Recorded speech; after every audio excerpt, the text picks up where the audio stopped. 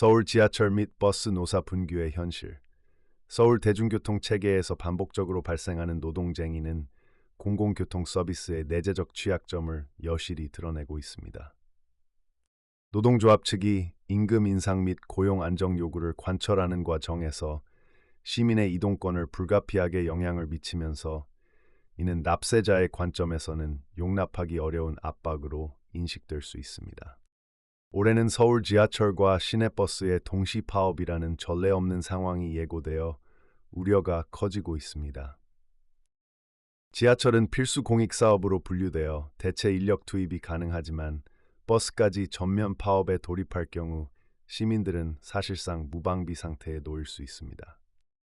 특히 서울 지하철 인에서 8호선을 운영하는 서울교통공사에선 전통적 강성 노조와 더불어 실리적 접근을 중요시하던 MZ세대 노조까지 합류하여 3개 노조 연대 파업을 앞두고 있습니다.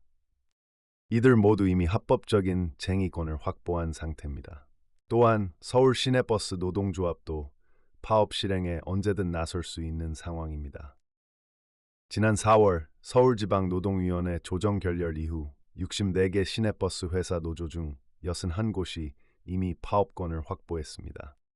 비록 이전에는 극적으로 쟁의를 피했지만 대규모 파업의 잠재적 위협은 상존하고 있습니다. 최근 서울교통공사 노조는 임금 및 단체 협야 협상 결렬에 대응하여 12월 1일부터 준법 운행에 돌입했습니다. 이는 안전규정을 준수하여 열차의 정차 시간을 충분히 확보하고 규정에 명시되지 않은 업무는 거부하는 형태의 안전투쟁 방식입니다. 심각한 열차 지연까지는 예상되지 않으나 출퇴근 시간대 혼잡도가 증가할 것으로 보입니다. 공사에는 제1노조 민주노총 서울교통공사 노동조합 구런 30명, 제2노조 한국노총 서울교통공사 통합노조 2,577명, 제3노조 올바른 노동조합 1,908명 등 총 3개의 주요 노조가 활동하고 있습니다. 지난해 11월에도 유사한 준법 운행이 있었으며 당시 한국철도공사의 준법 투쟁이 겹쳐 상당한 열차 지연이 발생하기도 했습니다.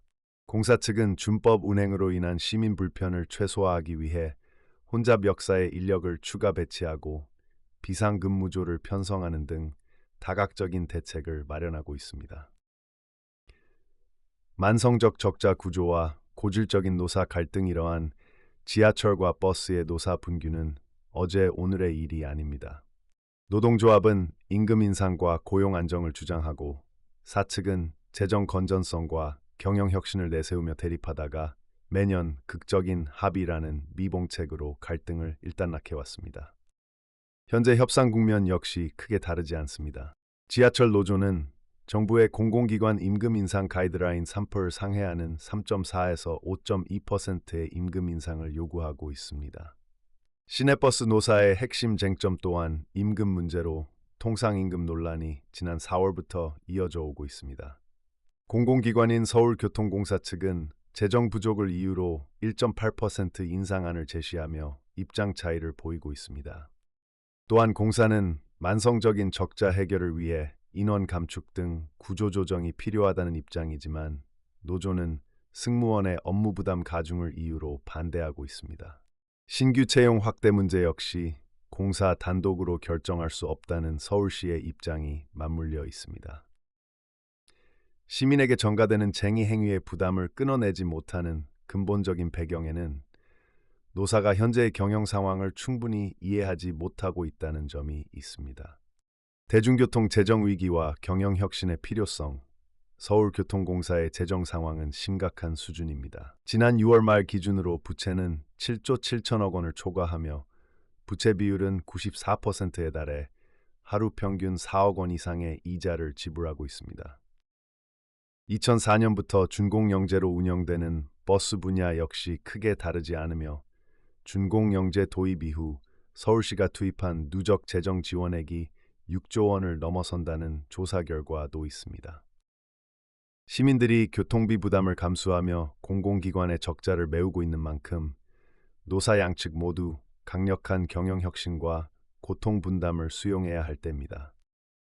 특히 지하철의 경우 초고령 사회 진입에 따라 매년 수천억 원 규모의 무임 수송 손실이 발생하는 현실에서 인력 감축과 구조 조정은 피할 수 없는 과제입니다. 이러한 상황에서 고용 안정을 넘어 신규 채용 확대를 주장하는 것은 설득력을 얻기 어렵습니다. 한편 경영진 또한 도덕적 해이를 지향하고 신뢰를 회복해야 할 책임이 있습니다. 간헐적으로 불거지는 경영진의 비리나 부적절한 행태에 대한 온정주의적 대응은 노동조합과 협상과 정에서 불리하게 작용할 수밖에 없습니다. 이제는 실질적인 혁신안과 자구책을 마련하기 위해 머리를 맞대야 합니다.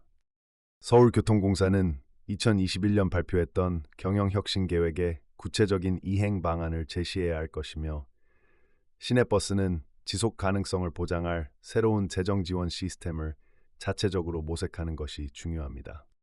시민의 이동권을 볼모로 한 쟁의 행위에 대한 사과와 함께 재발 방지 대책 역시 필수적입니다. 덧붙여 반년 앞으로 다가온 지방선거가 노사 갈등의 변수로 작용해서는 안 됩니다.